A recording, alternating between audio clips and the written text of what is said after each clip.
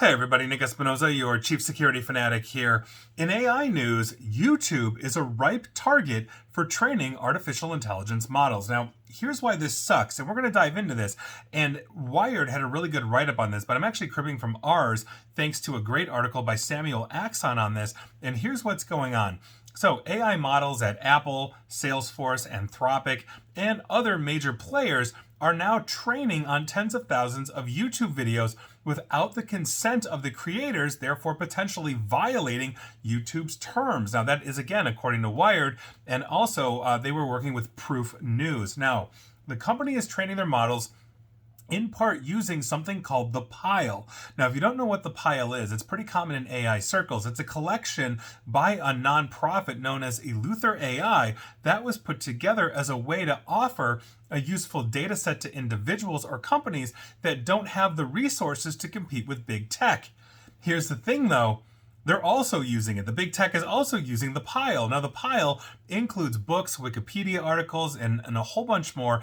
And it also includes YouTube captions that have been collected by YouTube Captions API that was scraped from 173,536 YouTube videos across more than 48,000 channels. So that is a huge data set, but obviously minuscule compared to the overarching plethora of YouTube, which is billions of videos a day. So this also includes channels of numerous mainstream and online media brands, including videos written and produced by them as well. So as AI-generated content continues to absolutely explode across the internet, it becomes more and more challenging to put together data sets that aren't already produced by artificial intelligence. I've talked about this before, in the sense that if you use the example of, well, I take a picture with my phone, and then you come and take a picture of that picture from the screen of my phone, and somebody takes a picture of your screen of that picture that I took, and on and on and on, that's essentially what happens.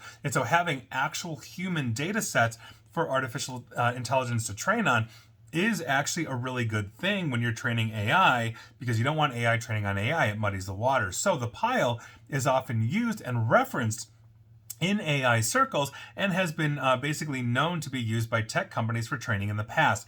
It has also been cited in multiple lawsuits by intellectual property owners against artificial intelligence and tech companies. Defendants in those lawsuits, including OpenAI, I think Sarah Silverman, George R.R. Martin, and a whole bunch of others suing because their works are essentially scraped. So these defendants are saying that this kind of scraping is essentially, or rather the OpenAIs are saying that this is fair use when the plaintiffs are not. These are, for the record, not resolved in court yet. We're going to see what happens. And as I've mentioned before, I also think OpenAI et al. Are trying to change copyright laws to give AI a set aside from that fair use, if you will.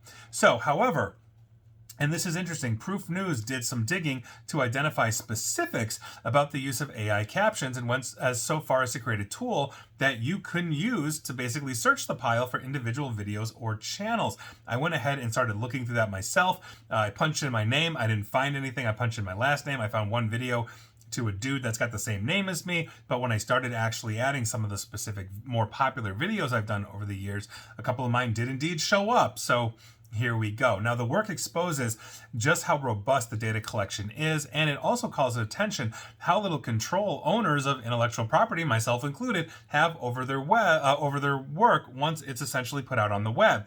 And I think that's incredibly true.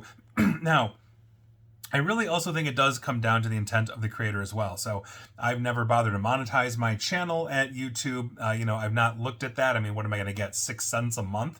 I really don't care. I'm also not making a living off of YouTube. So if others want to scrape or use my videos in the same way, I've seen my TED Talk ripped off. Well, I've done multiple TED Talks, but I've seen one of them, the 5 Laws of Cybersecurity, ripped off multiple times. It doesn't bother me in that sense because, again, I'm not looking to generate wealth by simply sitting here and talking to you on YouTube or SoundCloud or any one of these others. I've got a day job in that sense. Now that said, if I had 20 million views and was making a good chunk of change off of YouTube, maybe I'd have a different tune, right? But I don't. And so by virtue of that, I'm here, I guess, until I'm not. And I guess that would be true probably of anybody. That said, if you are generating intellectual property and it is essentially being used by others outside of the scope of fair use and violating the terms of services of YouTube, and I will give you this perfect example of this, I was going to do, I did a video on YouTube on a recent a recent Apple advertisement where it looked like they were crushing creativity with artificial intelligence and all of that. And I said, no, they're not. My first iteration of that video, I actually played a good chunk of that Apple advertisement while I'm basically sitting there doing commentary. When I tried to upload that to YouTube, they said no, they wouldn't let me publish it because it was violating Apple's copyright. Great.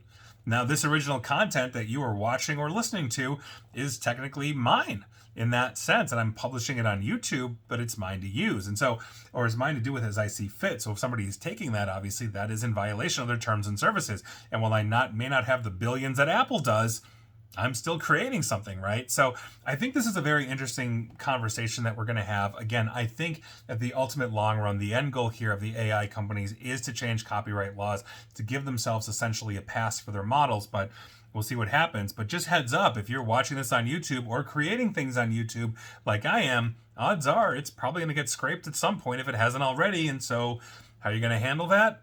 Well, that's entirely up to you. And please like, share, follow me here on Facebook and Twitter at NickAESP, where the AIs will go to town on me. Same with YouTube as well. And I literally just got proof. And as always, stay safe, stay online, and please attempt to stay private. Thanks, everybody.